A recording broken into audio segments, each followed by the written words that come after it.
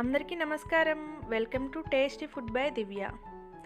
దేవీ నవరాత్రుల సందర్భంగా విజయవాడలో దుర్గాదేవిని 6వ రోజున శ్రీ లలితా త్రిపుర సుందరి దేవిగా అలంకరించి నైవేద్యం రవ్వ కేసరిని సమర్పిస్తారు. మీరు గనక నా ఛానల్ని ఫస్ట్ టైం చూస్తున్నట్లయితే సబ్స్క్రైబ్ చేసుకోండి. నా వీడియోస్ నచ్చినట్లయితే లైక్ చేయండి అండ్ అలానే షేర్ చేయండి. ఇప్పుడు రవ్వ కేసరిని పర్ఫెక్ట్ కొలతలతో ఎలా ప్రిపేర్ చేయాలో చూద్దాం. స్టవ్ మీద ఒక కడాయి పెట్టుకుని దాంట్లో ఒక గరిట నెయ్యిని పోసుకుని వేడి చేసుకోవాలి. నెయ్యి వేడెక్కిన తర్వాత దాంట్లో 1 గ్లాస్ రవ్వ తీసుకున్నానండి.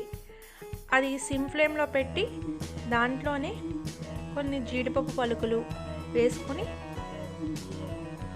గరిటెతో కదుపుకుంటూ లో ఫ్లేమ్ మీద వేపించుకోవాలి.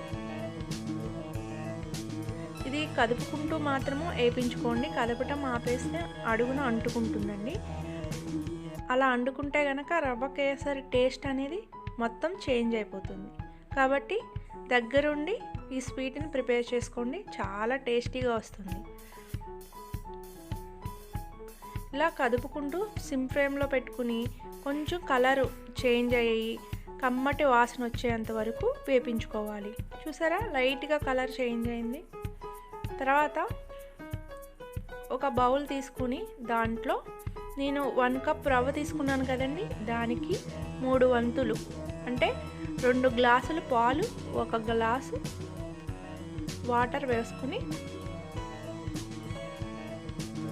ఒక పొంగు వచ్చే వరకు పాలుని కాచుకోవాలి.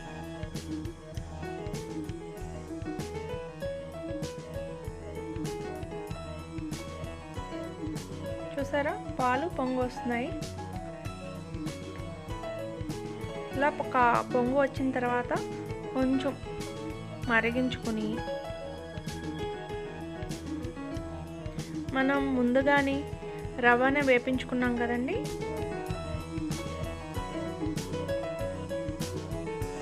గరిటెతో ఈ రవ్వని మిక్స్ చేసుకుంటూ ఈ పాలుని పోసుకోవాలి.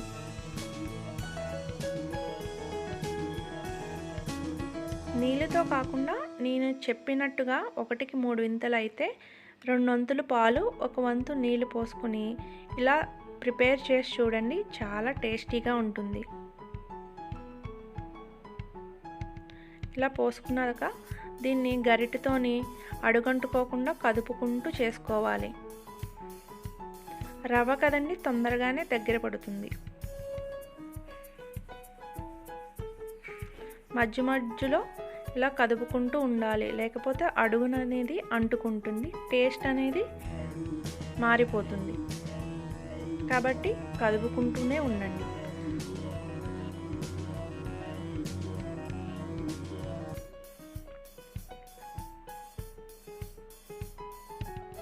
చూసారా, దగ్గర పడటం స్టార్ట్ అయింది.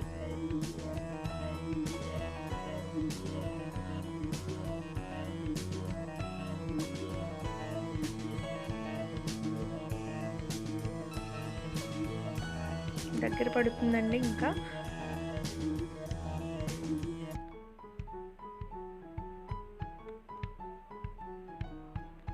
ఇలా గట్టిగా దగ్గరగా అయిన తర్వాత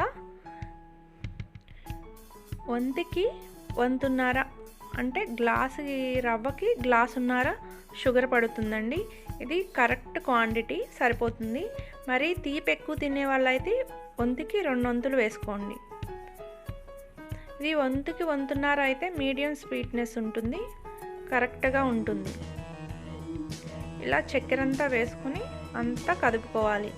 ఈ చక్కెర అంతా మెల్ట్ అయ్యి మళ్ళీ ఈ కేసర్ అనేది లూజుగా వస్తుంది. చూసారా ఎలా లూజుగా వచ్చిందో. దీంట్లో ఇలాచీని దంచుకుని వేసుకోవాలి. తర్వాత కొంచెం పచ్చకర్పూరం కూడా వేసుకోవాలండి. ఇప్పుడు వేసుకుని అంతా మిక్స్ అయ్యే విధంగా బాగా కలుపుకోవాలి.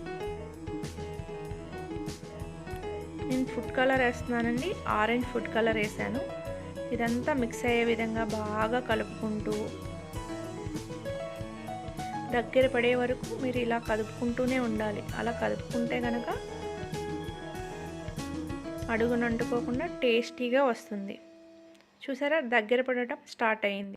ఈ స్టేజ్లో గరిటె నెయ్యి వేసుకోండి. ఆ క్లిప్ చూపించడం మిస్ అయ్యింది. మీకు ఈ స్వీట్ ఎలా అయిందని తెలుస్తుందంటే, బౌల్కి ఈ స్వీట్ అనేది అంటుకోకుండా సపరేట్ వచ్చేస్తుందండి. అదే అనుమాలు అయిపోయింది. చూసారా, దీనిని సర్వ్ చేసుకుందాం. అంతేనండి, టేస్టీ పర్ఫెక్ట్ కొలతలతో రవ్వ కేసరి రెడీ అయిపోయింది. మీరు కూడా ఒకసారి ట్రై చేయండి.